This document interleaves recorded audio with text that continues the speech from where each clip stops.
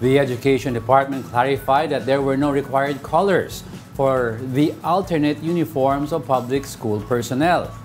DepEd initially released a photo showing the collared shirts that teachers and non-teaching personnel can wear during the dry season. Two of these collared shirts are red and green, the colors used by President Bongbong Marcos and Vice President and Education Secretary Sara Duterte during their 2022 campaign.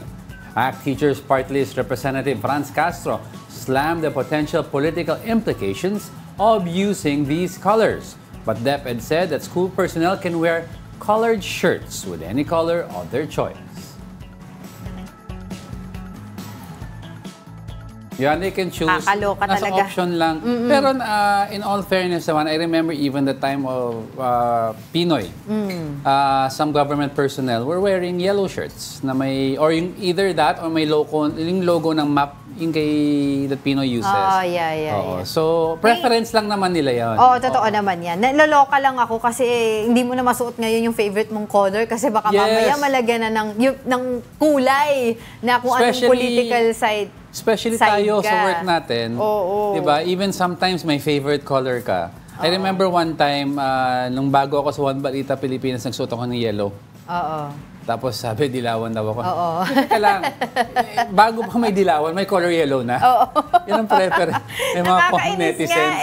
Diba? So, meron kang gustong masuot, di mo masuot kasi baka sabihin. Lahat may kulay, lahat taken na kaya kailangan neutral talaga dapat ang color. May yellow, may red, may green, may blue. May white na nga eh.